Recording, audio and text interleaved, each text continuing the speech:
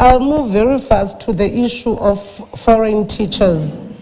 We have 10 that you have presented in front of us, and 8 of them are lecturers. What special and scarce skills are they providing in the institution that was not found in the country?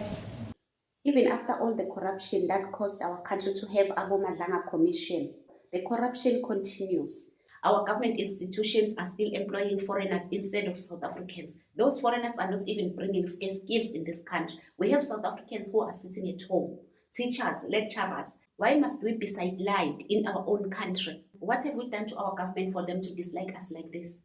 Because you cannot tell me that our government is not aware what is going on in our universities, in our colleges, in our schools. They are aware, but they don't care. Our government is aware that South Africans are not employed. Why are they not going to each and every company in South Africa and check what is going on there? And at least to find out why do we have a highest percentage of South Africans who are not working? But they don't care. They don't go there to check what's going on. They don't bother even to find out where are all these foreigners working here in South Africa. And they're expecting us to keep quiet and say it's okay, it's fine, because these people are suffering. What about us? Just look at what is going on here. Foreigners are working, South Africans are sitting at home. They work hard to study. They study. After they are done with their studies, they come back and sit at home. This is a life of a South African child. Out of all 8, which special skills do they provide? That was the scarce skill that you could not find in the country, that you had to go outside the country and get them. 8 are from Zimbabwe. No, thanks very much, ma'am. If you look at the 8 of them, they were employed somewhere around 2022. Indeed, you are correct, they're not providing any scarce skill. Not all of them were employed in 2020. There's the recent one, 2020, 2023, 2022. Yeah. All 8, they don't provide any scarce skills. It's Bachelor of Engineering, honors, Bachelor of Science, and honors in agriculture. There's nothing that is rare and not found in the country. If I may ask, why did they get the first preference rather than filling the gap of the unemployment that we're facing as the country? I'm speaking of 8 people that are employed, not providing anything that is different from what we have and from what we can offer. Seated there trying to give reasons. What would have been a better reason to get a foreign person to come be a lecturer, having a diploma in education, whereas we have produced more than 5,000 of those in our universities, and they're out there unemployed? Irregardless of the year, 2022, 2018, 2016 is the same thing to me. What was the logic behind it? No, thanks very much, ma'am. I'm willing to go back and check with HR records to check why they were employed. I'm seated now, ma'am. I don't have any explanation that I can provide why they were not employed, why they were employed, ma'am. I accept that there's no special skill or skill that we're providing, but I don't have a reason why I'm seated now, ma'am. There are 2 that I would want to get clarity also about. The contract that ends in November this year, ASD Research. This person's contract is ending now, and you have them as a research team with BCom, Honors, Masters of Commerce.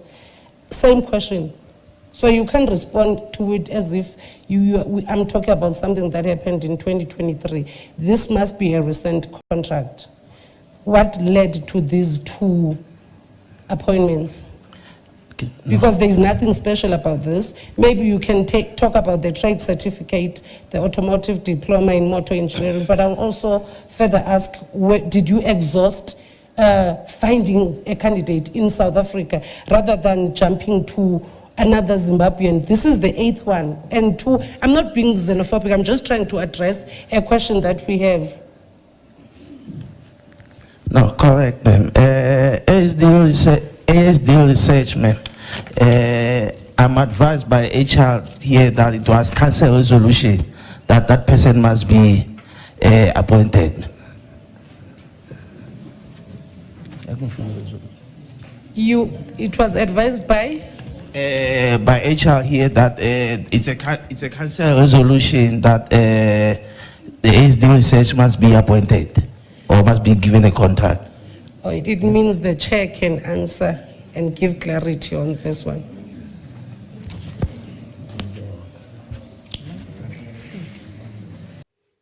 Just look at them, guys. Even when you are looking at their faces, you can see what these people are not serious about what they are doing there. They don't care about the future of the country. They don't care about anything. The same thing that is happening in our justice system. Almost all our government institutions are having people like this. They can't even answer the question they are asked. Why? Because each and every government department in South Africa, they are doing as they wish. That is why we are seeing this. These are not small boys, these are fathers, but they are behaving like children because they don't know why they are there. As if even themselves are not qualified to be there in that department. How can our country move forward with people like this? Thank you very much for that. The decision was taken based on the fact that we needed the office, and the contract it had come to our attention through the accounting officer that no, this contract is ending. Then we said, okay, don't extend it for the full term. While we're trying to find a person, just extend for 6 months. And then in the process of finding that the person who can replace. That was the basis as to why we extended the contract. So how far is the process at the moment in replacing this after this extension? I cannot confirm the details now. Can we get those details, please? Thank you so much, Honorable Member. I think the advert was supposed to be out by August. I think we can check the progress with the HR. It was advised that we issue the advertisement. The post also is not on a PPN post. It's a college council post. It's funded by the college council funding. So it's a post that we cannot advertise permanent, but however, consider it on a contract base. Thank you so much. Thank you. Yeah. So, do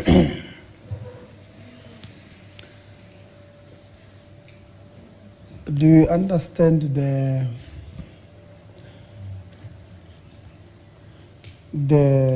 Public Service Act? What is that?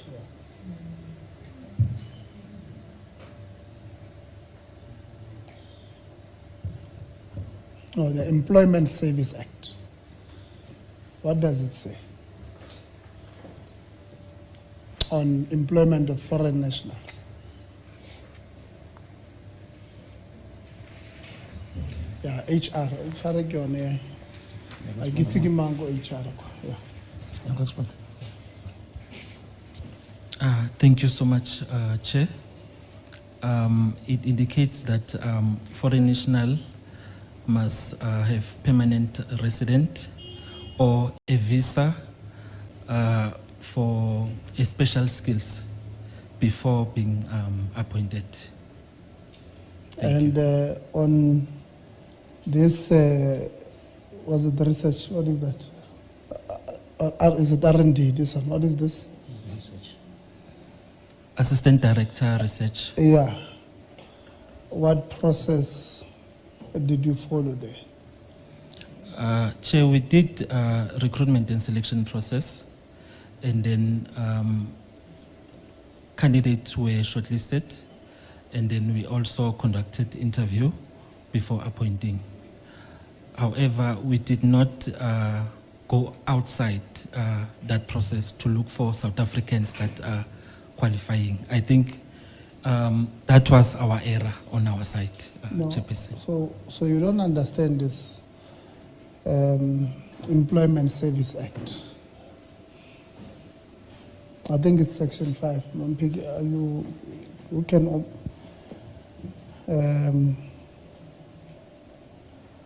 I want to read it for you because it's very concerning that you had HR.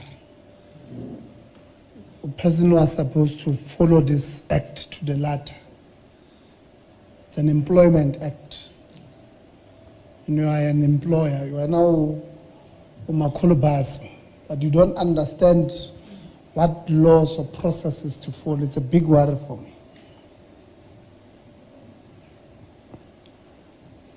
One section 5. Let me try. Is it 8? 8, section 8. Yeah, employment of foreign nationals. I'm going to read it for you. It says 8.1. An employer may not employ a foreign national within the territory of the Republic of South Africa prior to such foreign national producing an applicable valid work permit issued in terms of the Immigration Act. That is one, right?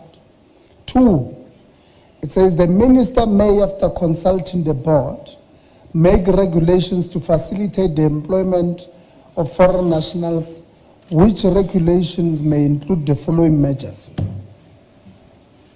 A,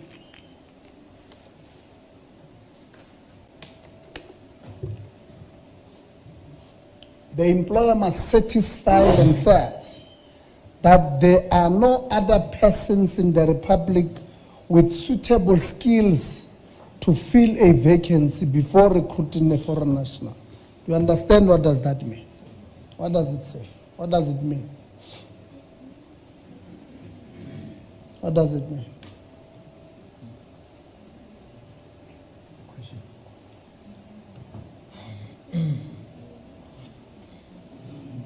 You don't have to answer. I can see you understand now, because in any case, it's illegal of what you guys did. It's against the law. Yeah, the Employment Service Act. Correct, Chair. It's against the law. And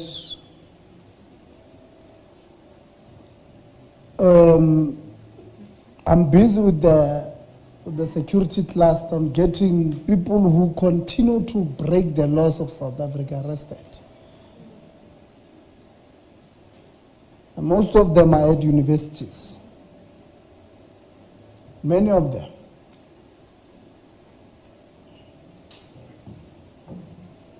And many of them are hidden through something, Mampi, they call the postdocs. So they no longer employ lecturers.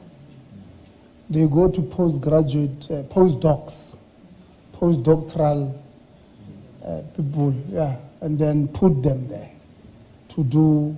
And then if you go there, I can tell you now, the work that we've been doing, we're getting, there will be no less than 70% Mampi of postdocs being foreign nationals in South Africa. So we're not targeting, we're not xenophobic. We're now elected here to go protect the citizens of this country, to protect the law, adhere to the law. The law says, Section 8(2)(a) tells you that there can be no justification for you to do what you did. Tomorrow when you go and open cases, you will say Ralizonda. No. That table has got interest there at Khartsiban. That's what you guys say, Mos. Like these other ones of construction city, they wrote to the speaker last week about me. I'm asking a person who got 42 guilty, 42 charges guilty of gross negligence, writes and says, I'm targeting her. And they know very well why they did it. The government of this country and its officials, they dislike South Africans with passion. That is why they are doing this. Look at all our government institutions. They are doing the same thing. You go to Home Affairs, you go to SASSA, you go to schools, you go to everywhere. They are doing the same thing.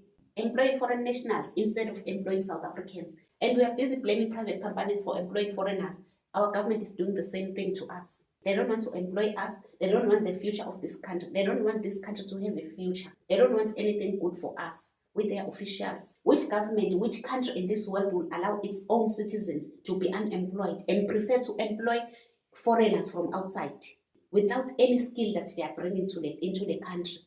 Only South African government is doing that. You can go all over the world, even our neighboring countries. They are not doing that.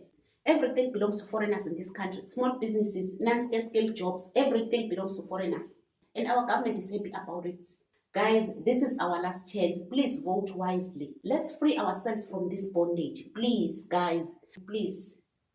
Anyways, thank you so much for watching. Don't forget to subscribe, to like and share the video. Love you guys. Bye.